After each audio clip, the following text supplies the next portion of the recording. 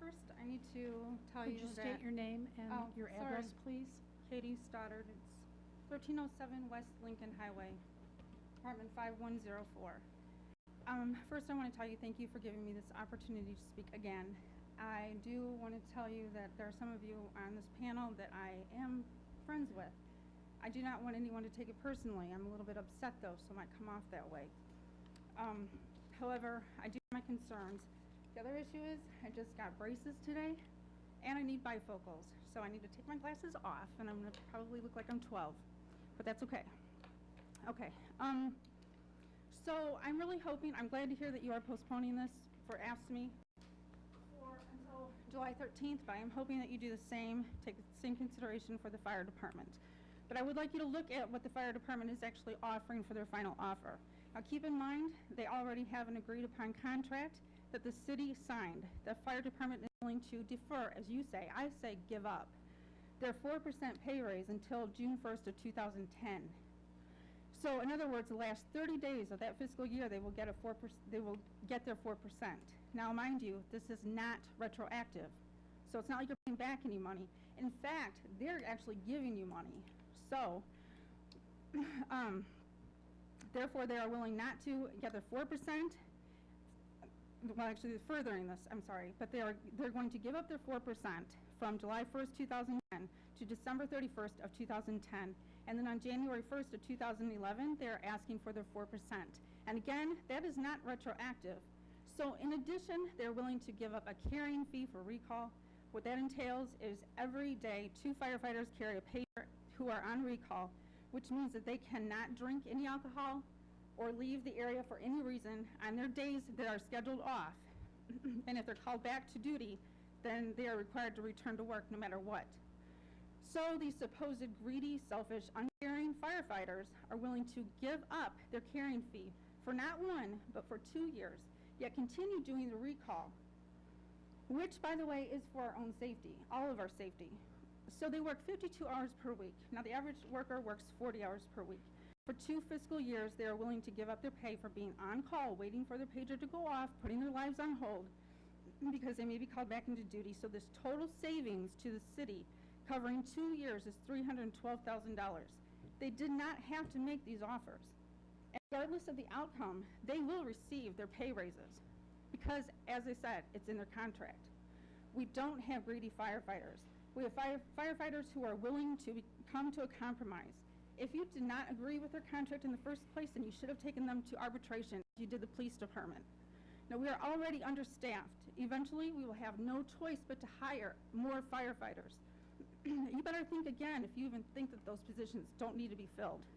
I urge each and every one of you to talk to the chief, talk to the firefighters, take a tour of the fire department, and find out how many firefighters that it actually takes to run this equipment, handle calls, put out fires, and rescue people. In fact, don't just do a ride-along. Do a 24-hour stay. But on second thought, what I really want you to do, take vacation time, and then do a 52-hour work week. And you'll find out exactly what they do. Then you'll understand why I feel this way. It's not like you're staffing an office where someone is actually laid off, that work is laid on you, and you come back to work the next day at 8 a.m., and it's sitting there waiting for you. It's not the same thing. So regarding the overtime, much of the overtime comes from NIU. We do not want to give up that contract, obviously, because that money goes right back to the city. The other overtime, much of it comes from being understaffed. They have no choice but to do overtime. These layoffs will either put vehicles out of service or shut down an entire station.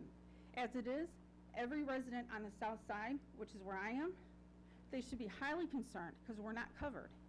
I do question your intentions, though. You're saying regarding the fire department that this is not going to save them any money, save you any money. The only way it won't save you money is if you intend on next year doing the exact same thing and asking for a pay freeze. I urge you to reevaluate the budget. Would you ever think to inform a contractor, an outside vendor, in the middle of a contract and tell them that we don't have the money to pay you and change the contract terms? Absolutely not.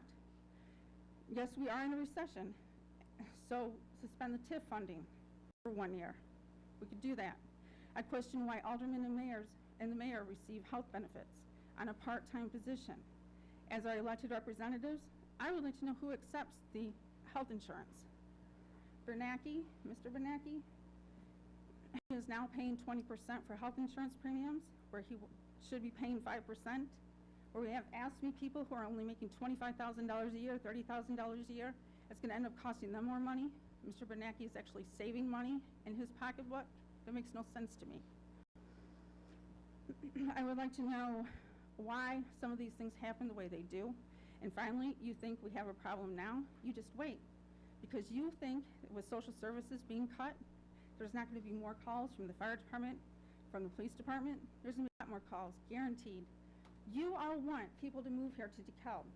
Having less of a fire department is not going to help you at all. The school district is expecting people to move here. Build it, they will come, is their philosophy.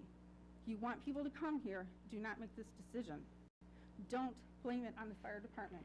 They're making an offer to you that I don't think we can actually pass up. You pass it up, and I guarantee you will have more problems, more overtime. There will be a heck of a lot more problems. I do thank you for giving me this opportunity, and I hope you reconsider. Thank you, Ms. Stoddard. I may be out of place here, but we've also directed the city manager to meet with Mike Thomas, our union representative from the firefighters.